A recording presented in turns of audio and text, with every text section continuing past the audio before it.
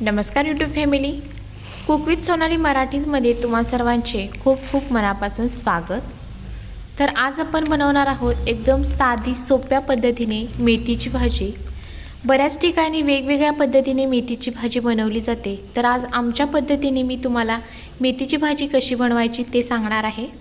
Recipe खूप सोपी आहे, साधी आहे, अगदी कोणीही बनवू शकेल। तसंच अगदी कमीत कमी साहित्यामध्ये ही भाजी बनवली जाते। रेसिपी संपूर्ण टिप्ससह मी तुमच्यासोबत शेअर केलेली आहे। व्हिडिओ कुठेही स्किप न करता संपूर्ण रेसिपी तुम्ही इथे पहा। चला सुरुवात करूया। तर इथे मी स्वच्छ मेथी निवडून घेतली, त्याच्यानंतर स्वच्छ धुवून घ्यायची आहे आणि धुवून झाल्यानंतरच आपल्याला कट करायची आहे। बऱ्याच ठिकाणी ही भाजी अगोदर स्वच्छ निवडून घेतात, त्याच्यानंतर कट करतात आणि नंतर धुतात। असं न करता स्वच्छ धुवून घ्यायचे आणि नंतर त्याच्यातील पाणी सगळं निथळून गेलं की नंतर कट करायचे आहे। तर आता गॅसवरती कढई गरम करून घेतली। कढई गरम झाली की त्याच्यामध्ये घालायचं आहे तेल। तेल गरम झालं की पाव चमचा घालायचा आहे जिरे, फक्त जिरे घालायचं आहे। त्यानंतर घातलेली आहे बारीक कट केलेली हिरवी मिरची। मिरची तिखट होती म्हणून मी इथे कमी वापरलेली आहे, तुम्ही तुमच्या अंदाजानुसार वापरू शकता। त्यानंतर इथे 10 ते 12 लसणाच्या पाकळ्या घेतल्यात, त्या छान असं ठेचून घ्या किंवा इथे मी उभ्या उभ्या अशा कट करून घेतलेत। लसूण हलकासा तांबूस रंगावरती भाजून घ्यायचा आहे।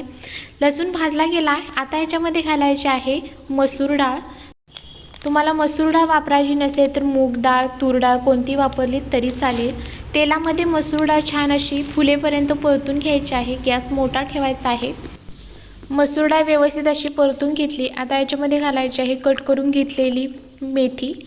मेथी संपूर्ण घातल्यानंतर आपल्याला छान अशी परतून घ्यायची आहे। गॅस मोठाच ठेवायचा आहे सुरुवातीला आणि आपल्याला ही मेथी परतून घ्यायची आहे।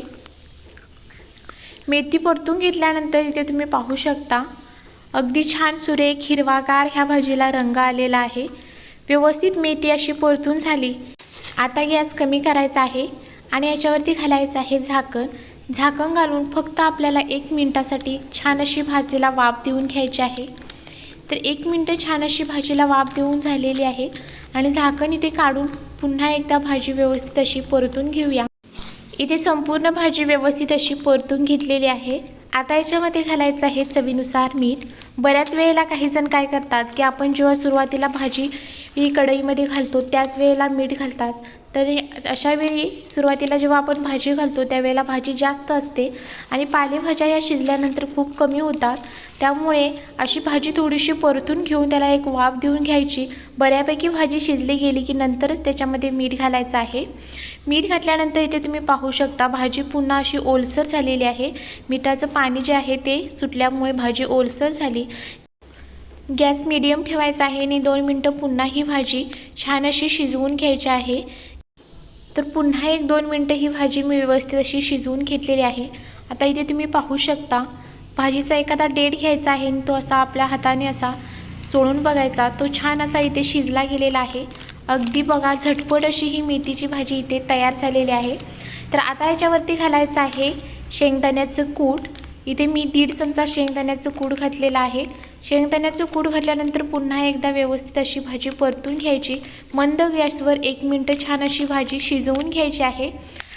इथे पुन्हा 1 मिनिट भाजी शिजवून घेतली आणि भाजी अशी छान अशी तयार झालेली आहे। भाजीचा वास असा घरभर सुटलेला आहे आणि इथे तुम्ही पाहू शकता अजिबात भाजीचा कलर बदललेला नाही। अगदी सुरुवातीला जसा होता तसाच हिरवागार ह्या भाजीचा कलर आहे, तसाच आहे आणि अशी झटपट इथे आपली मेथीची भाजी तयार झालेली आहे। सर्वच ज्या पालेभाज्या असतात त्या आपल्या शरीरासाठी खूप पौष्टिक असतात, त्यामुळे आठवड्यातून 1-2 वेळा तरी आपल्याकडे अशा पालेभाज्या झाल्याच पाहिजे आणि तुम्ही नक्की बनवून खा। या पद्धतीने एकदा तुम्ही नक्की ट्राय करा, तुम्हाला नक्की आवडेल। रेसिपी आवडली असेल तर चॅनलला सबस्क्राईब करा, त्याचबरोबर बेल आयकॉनचे बटन दाबा, म्हणजे अशाच छान छान रेसिपींचे नोटिफिकेशन तुम्हाला मिळत जाईल आणि तुम्हालाही छान छान रेसिपी पाहता येतील। धन्यवाद। भेटूया अशाच व्हिडिओसोबत। Bye bye.